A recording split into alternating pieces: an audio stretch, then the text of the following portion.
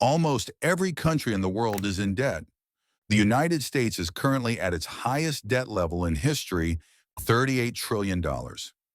The European Union has approximately $14 trillion. dollars. Japan has nearly $9 trillion dollars in debt.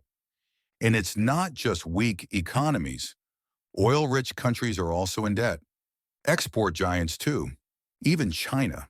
So let's stop here and ask a question. If everyone is in debt, who will get this money? This question reveals the greatest paradox of the modern world. This is the financial historian, the intersection of money, power, and history. And here nothing is as simple as it seems, because debt is not just a burden. It is, in fact, the backbone of the system we live in. Wars, crises, economic booms and busts. They all rest on this invisible web of debt. And as we trace the debt, we encounter a strange truth. The world doesn't owe anything to a single country or institution. The world owes itself, but this doesn't mean everyone earns equally. Today, the world's total debt exceeds $315 trillion. dollars. This figure is almost 3 times the size of the global economy. So how did we get here? The answer isn't in credit cards or banks. It's in war. 1694. England is at war with France. There's no money in the treasury. The gold is gone. The king knocks on the merchant's doors and says, "Give me money now, and I will pay you interest in the future, guaranteed by taxes." An institution is established to manage this agreement, the Bank of England. And for the first time in history, a state begins to spend money it doesn't yet possess. What is given in return is very simple but very powerful: the word of the state. This word can be bought and sold. This is the birth of government bonds. The foundation of the modern financial system is laid right here. France is copying this system. The Netherlands is developing it. America is financing both its independence and its westward expansion with this debt. Over time, debt is becoming not a weakness, but a sign of confidence. If you can borrow, it means you are trusted. In the past, empires conquered land. Today, they issue bonds and collect interest. The battlefield has changed. Now it's called the balance sheet. Let's get to today. The vast majority of America's $38 trillion debt is to its own citizens. Banks, pension funds, insurance companies, even the Federal Reserve. Yes, China and Japan also hold U.S. bonds, but China's share is only 2% of the total debt. So to whom does America owe the most? To itself. Taxes are paid. These taxes go to bondholders as interest.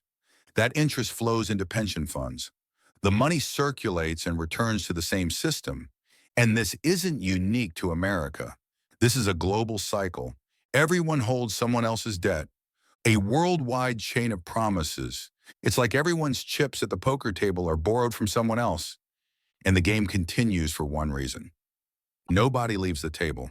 The real referees of this game are the markets. Giant funds, banks, central banks. They determine who will borrow cheaply and who will pay high interest rates to survive. We know what happens when trust is lost. We saw it in Greece. We saw it in Argentina. We saw it in Sri Lanka. When debt becomes unpayable, austerity comes. Unemployment comes. Political crisis comes. But the interesting thing is, after every collapse, the system starts again. Old debts are covered by new debts. Because in the modern world, debt wasn't designed to be paid off. It was designed to be passed on. Governments don't plan to pay off their debts. This isn't a conspiracy theory. This is the system itself. Debt is constantly being rolled over. The interest rate is what really matters. The U.S. will never pay off its debt completely. Japan has been rolling over its debt for decades, and nobody panics. Because government bonds are seen as the world's safest asset, there's even an ironic truth. If the U.S. paid off all its debt at once, the global financial system would collapse. Because this debt is the fuel of the system. Therefore, while the rhetoric of "we will eliminate national debt" sounds appealing, it's actually a fairy tale. The goal isn't to eliminate debt, but to keep it sufficiently reliable. But this reliability doesn't benefit everyone equally. Interest payments keep rising, from workers, from taxpayers, to those holding the debt. That's why debt is a transfer not only between countries, but also between classes. Ultimately, there's no single culprit.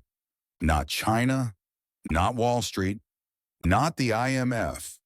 All of them and us. Debt has become money. States issue it. Banks multiply it. Investors buy and sell it. People become dependent on it. The line between debtor and creditor has blurred. Debt used to be a chain. Today it's balance. But if the balance is disrupted, if trust is broken, then we remember again what debt is. A promise that can't be kept forever.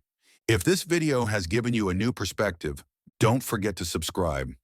History holds the answers. I'll show you where to look.